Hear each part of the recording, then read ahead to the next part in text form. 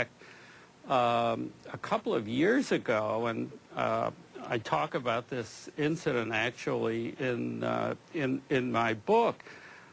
Someone who had listened to the Alex Jones show about this was arrested within the Bohemian Grove, very heavily armed, because he said he was trying to bring attention to what he thought were human sacrifices that were being committed by the elite who attend these gatherings.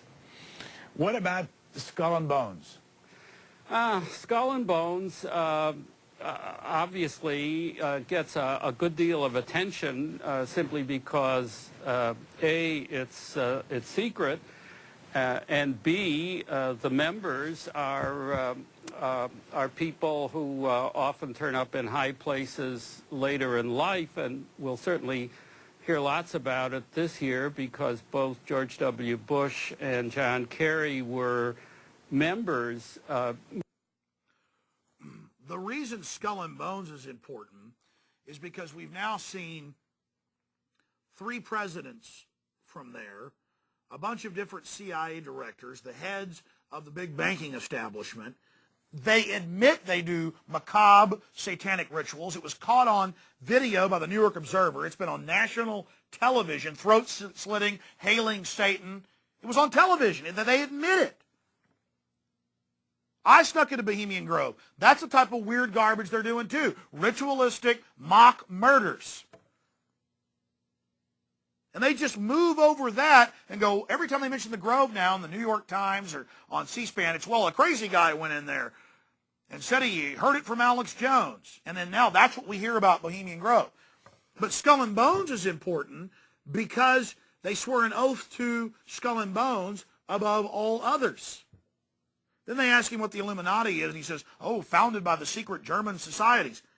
Exactly, that then admittedly founded Skull and Bones and the Bohemian Grove. This is, I mean, they're the crazy people. They're the weirdos. We're just exposing it. That are out there now tend to place a lot of emphasis on the notion that there are interlocking secret organizations that hold the real power in the world, and because of its secrecy and because of the elite background of many of its members, Skull and Bones is a prime candidate for that.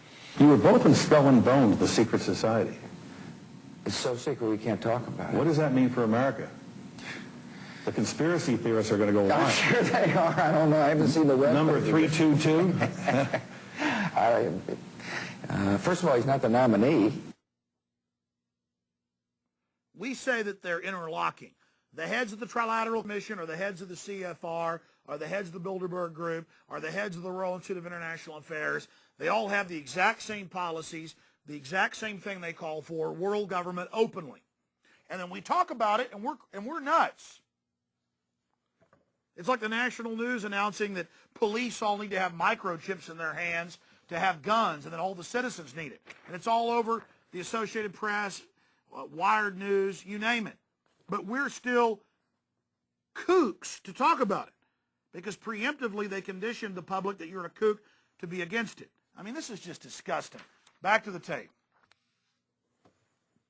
On those conspiracy theories that posit the notion that there is an organization seeking world control. Obviously, there have been genuine conspiracies, some of them successful, some of them unsuccessful. But the more sweeping the claims are for what a conspiracy purports to do, the more difficult it becomes to either prove it or disprove it. And in my view, the more skeptical one has to be of the claims. Define Illuminati.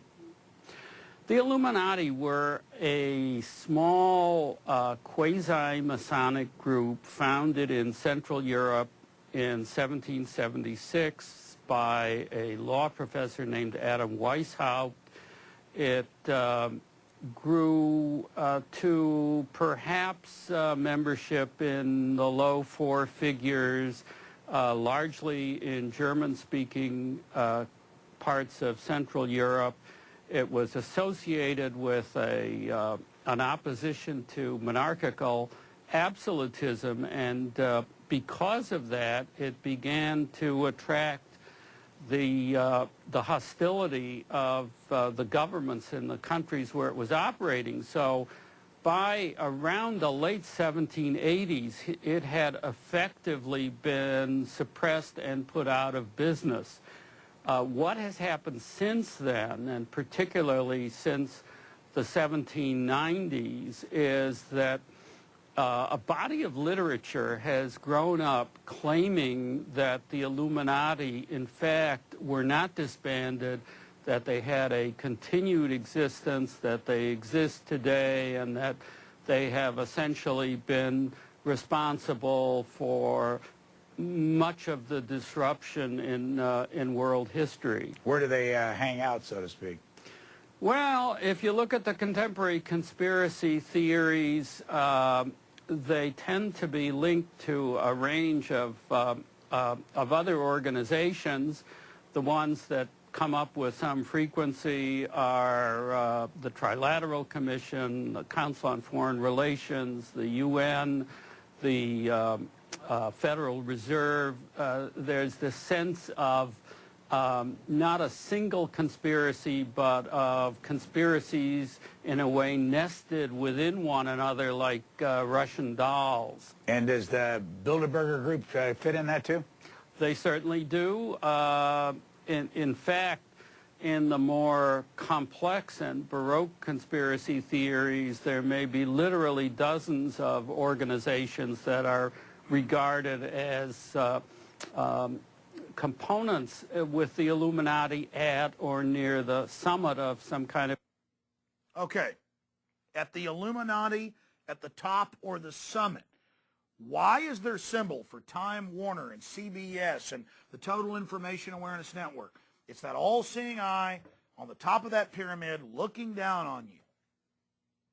That's the Illuminati's admitted symbol, that eye of Lucifer, that all-knowing elite at the top of the pyramid that symbolizes command and control and compartmentalization.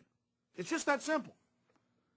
And the Illuminati wasn't some new idea. It was elites that were using that just as one shill or one front at that particular time. You look at who runs the IMF, the World Bank, the World Trade Organization, the UN, all these organizations. The top people running those are the top people in the private banks, in the Federal Reserve, in the Council on Foreign Relations, in the Trilateral Commission.